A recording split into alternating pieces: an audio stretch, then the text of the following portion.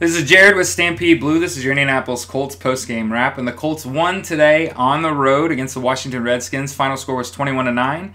It's important to note that this is the first game since December 18th of 2016 in which a Colts defense did not give up a touchdown.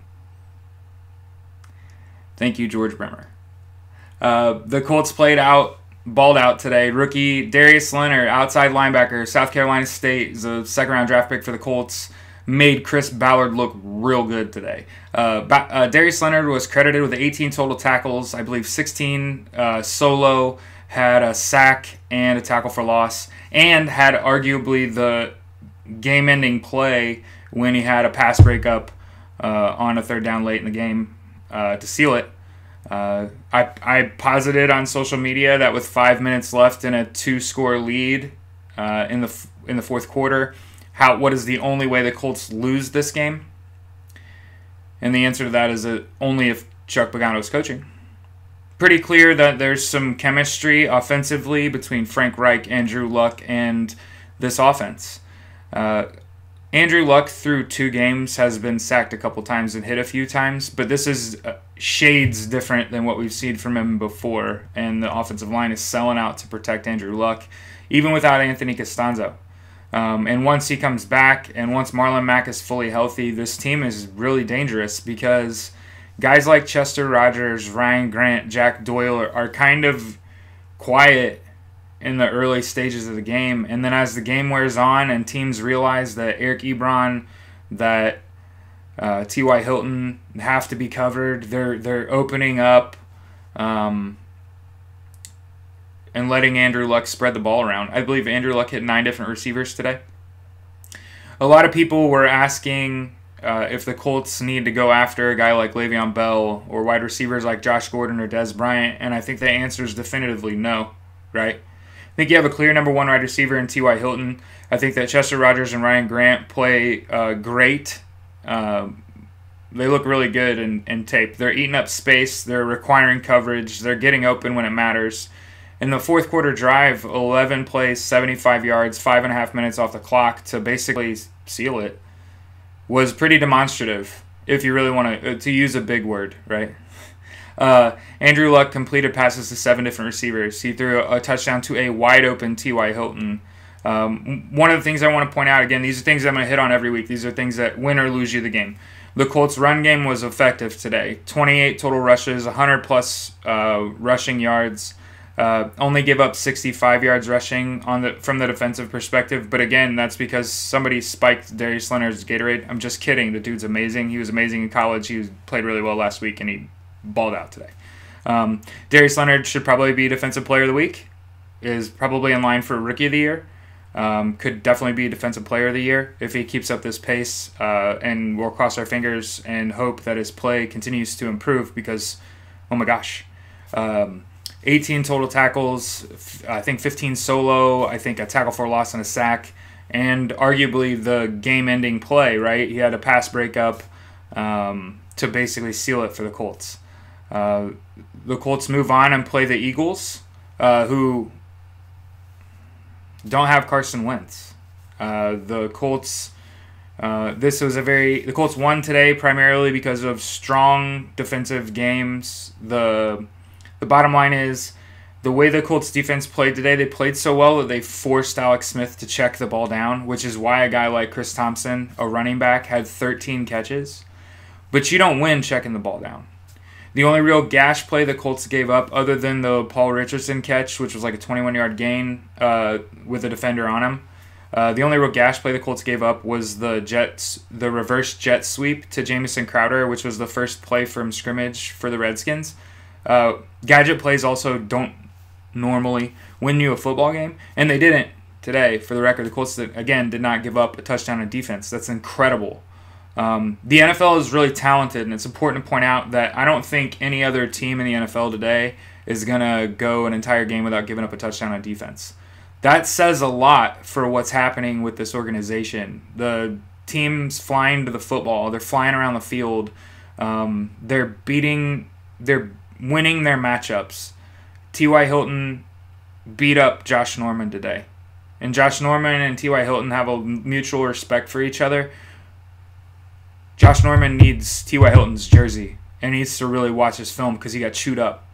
There's a very visible chemistry, again, that's alive and well between Luck and Hilton. But now, 2 weeks in a row, Eric Ebron's caught a touchdown today and a nice little fade.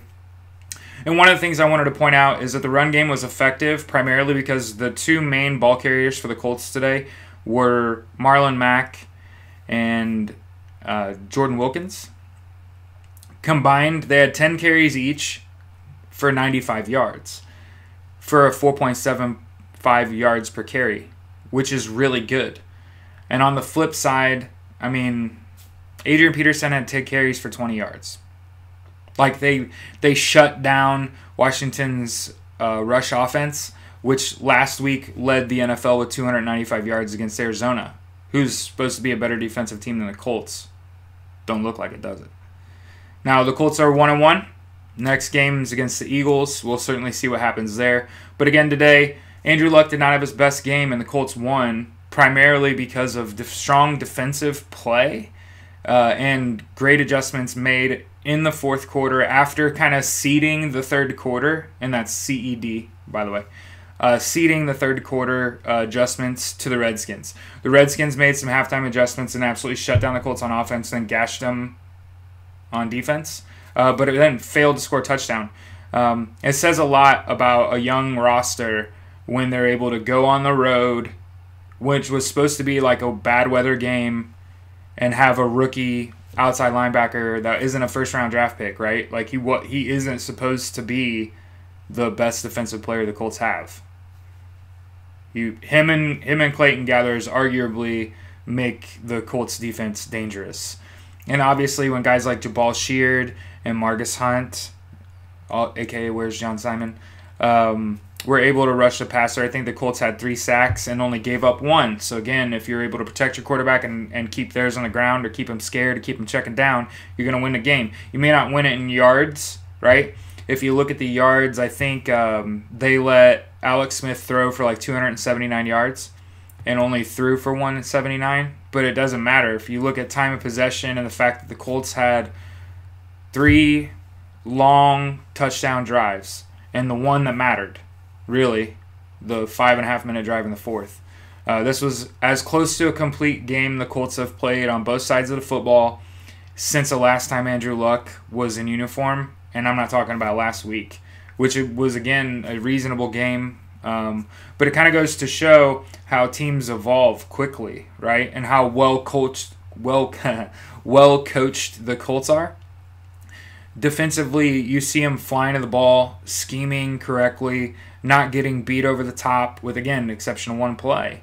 And the Colts, one of the things I will note is the Colts haven't really had to go downfield very much, but again, they're not playing from behind. When you're playing with a lead, you don't need to go deep. You don't need to put the ball in the air like that and give defense a chance to make a play. And I get it, though. Some people are going to say, like, you have to go downfield sometime. You're going to have to go downfield when you need to score. But when you have the lead in the ball, you need to maintain possession. And I know a lot of people are going to say, like, possessing the football is not winning a football game. I digress. If I possess the football for 9 minutes a quarter and I score, that's 28 points you have to answer and with less time to do it. It's just math. And you can see it in practice today. And when I say in practice, in game today. The Colts, like I said, this will go down as one of the better road victories for a Colts team in franchise history, because again, it says a lot about a young team to shut a team down on the road. So the Colts are 1-1. We got the Eagles next week without Carson Wentz or Alshon Jeffrey. Jay Ajayi went down today. So I know it's not nice to say, but like when your team's healthy and the opposing team isn't, it kind of should give you a leg up, right? They're going to be struggling to cover. They're going to be struggling to keep up with this offense. This offense can absolutely score at will. But again, I don't think scoring at will is necessary when you have the tools in place to consistently keep your running backs fresh, to consistently spread the ball around and make it really hard to scheme against your defense. Obviously, guys like Ryan Grant and Chester Rogers didn't really beat anyone deep, and we didn't have any really dynamically like game-changing long plays today, but there were plenty of like first down runs that go for 7 yards. There were tons of 3rd and 2, 3rd and 4. Those things have to happen because your probability of converting a 3rd down when it's 3rd and 7 or longer is below 50%. And if you look at the Colts so far this year, they're masterful on 3rd down, and that's because they're not putting themselves in a bad position. So, that's all I have for you today. This has been Jared with Stampede Blue. This is your Indianapolis Colts post-game wrap, and we'll see you next week.